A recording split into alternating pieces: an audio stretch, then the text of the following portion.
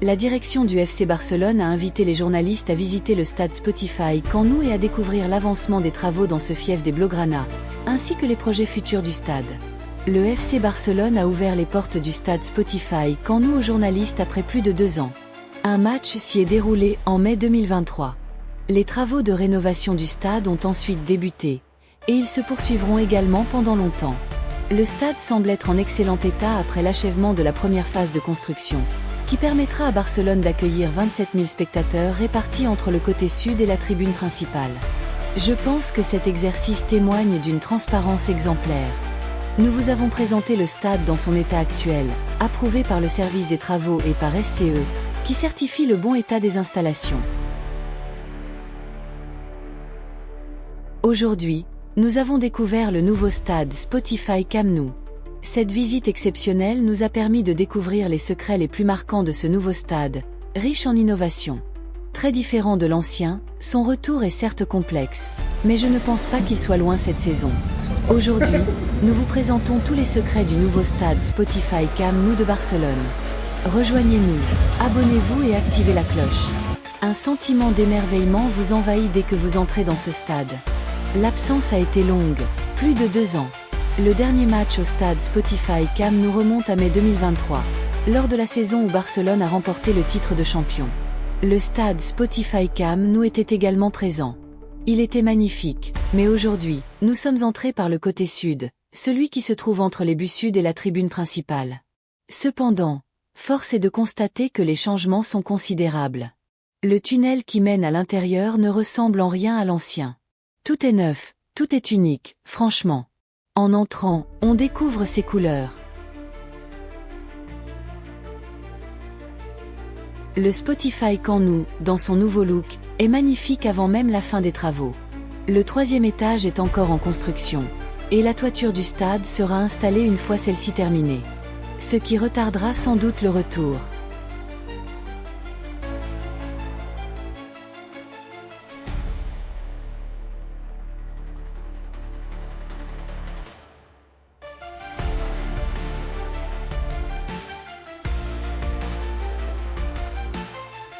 Devant soi, les tribunes bleues et rouges, les couleurs des Blaugrana, sans aucun doute. Ensuite, on commence à grimper jusqu'au sommet, bien sûr. Il y a encore cette partie où, en montant, la vue devient bien plus belle, surtout au 2e étage, celui qui peut encore accueillir les supporters. Le 3e étage n'est d'ailleurs pas encore terminé. Il est encore en construction. Bien sûr, aujourd'hui, Barcelone essayait de prouver que le stade était équipé et capable d'accueillir les supporters. Une réunion très importante du club barcelonais s'est tenue aujourd'hui à la mairie pour déterminer la possibilité d'un retour cette semaine. Mais le retour a été négocié. Barcelone jouera un match contre la Real Sociedad au stade Montjuïc. La visite se termine ici, une fois arrivé au sommet. La vue est magnifique. Les travaux sont toujours en cours dans tous les recoins du stade, et vous remarquerez que la partie supérieure, le 3e gradin, est encore en construction et n'est pas encore terminée.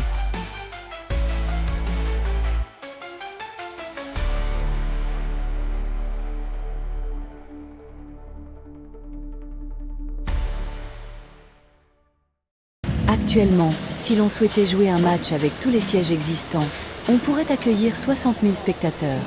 Cependant, Barcelone ne peut pas utiliser tous ses sièges pour le prochain match qu'il disputera dans ce stade. Les places réservées aux supporters, dans un premier temps, se trouvent dans le but sud, derrière le but sud et la tribune principale, soit 27 000 spectateurs. Ce premier niveau n'est pas autorisé par l'Union européenne, qui souhaite les 2 côtés, la première et la 2e tribune. Elle souhaite au moins 45 000 spectateurs. Barcelone affirme être présent dans les semaines à venir pour répondre à la demande de l'Union européenne. Par conséquent, Barcelone souhaite voir si l'Union européenne peut l'autoriser à transférer le joueur dans son stade après quelques semaines, c'est-à-dire pour le match, peut-être le 2e ou le 3e.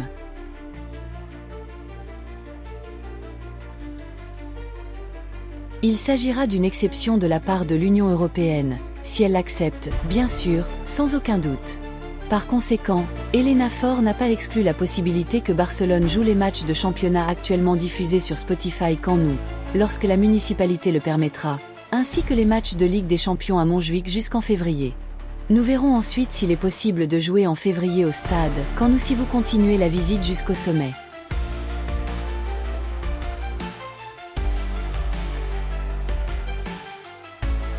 Franchement, le stade est très impressionnant. Vous atteindrez la zone réservée aux studios des chaînes qui peuvent y installer des studios directement dans le stade, ainsi que les tables réservées aux médias. De ce côté, vous pourrez bien sûr assister à l'horreur de manière exceptionnelle. Vous descendrez ensuite au siège réservé aux personnes âgées.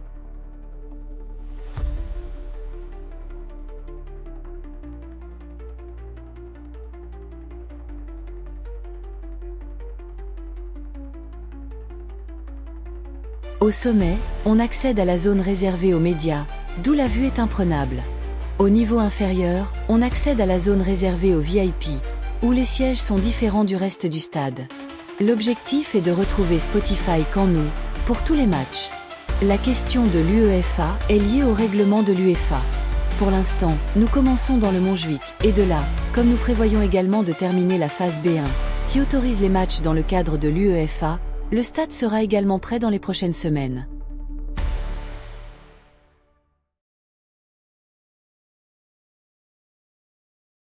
On aperçoit le tunnel qui mène au stade. On y arrive enfin, et là, on monte directement sur le terrain. Barcelone est toujours là. En sortant du tunnel, on laisse toujours sa place à gauche. En sortant, les sièges des joueurs du Barça se trouvent à gauche, tandis que ceux de droite sont réservés au club ou à l'équipe visiteuse, selon le match. En bas, la vue est tout aussi imprenable. Les scènes sont vraiment magnifiques. Le Camp Nou a toujours été un stade captivant, un stade où l'on peut exprimer une grande puissance, surtout lorsqu'il est plein à craquer. Ce qui était autrefois le cas, c'est ce qui manquera cruellement à Barcelone lors de la prochaine étape. Le terrain a toujours été celui de Barcelone, il a toujours été au top, en très bon état, et c'est ce que nous avons vu aujourd'hui. Il est capable d'accueillir n'importe quel match à tout moment. Mais le problème ne réside pas dans le terrain, ni dans les tribunes. Le problème réside dans la sécurité des entrées et sorties, ainsi que dans la sécurité des supporters, qui sont nombreux et ont besoin d'une sécurité renforcée pour garantir les conditions nécessaires à l'accueil de ce public nombreux au Spotify Stadium. Le club souhaite revenir au plus vite. Quand aura-t-il lieu? On dit que ce sera possible pour le match entre Barcelone et Gérone après la suspension d'octobre. Peut-être avec 2 ou 3 semaines supplémentaires, voire un mois. Je pense que les conditions restantes que le club n'a pas encore réunies pourront être garanties prochainement, mais je suis convaincu que Barcelone aura le meilleur stade, non seulement d'Europe, mais du monde. C'est tout. À bientôt.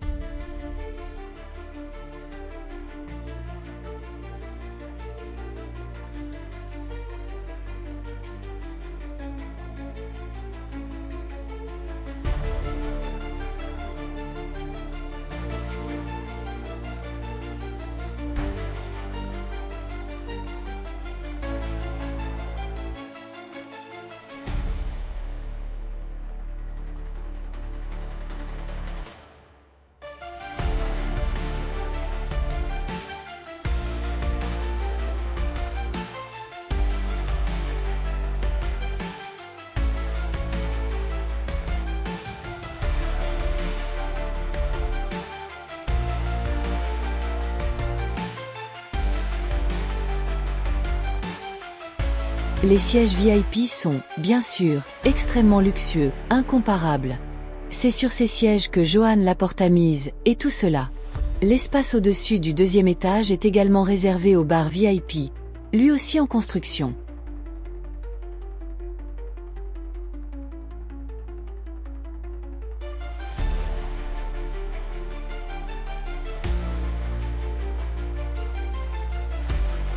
Dans les tunnels et aux entrées du stade.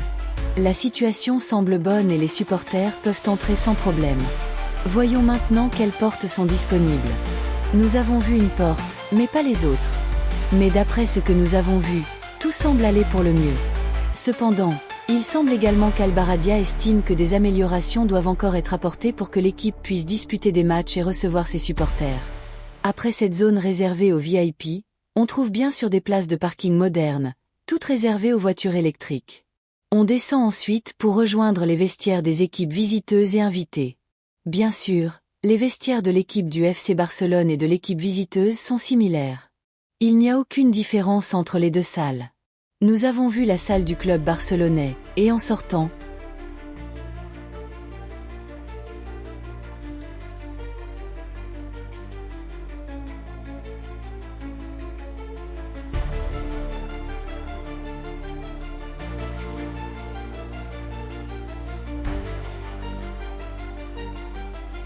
Barcelone doit rapidement se remettre sur pied pour redresser la situation financière. Le club fait des efforts. Aujourd'hui, nous avons assisté à des transformations majeures, à vrai dire.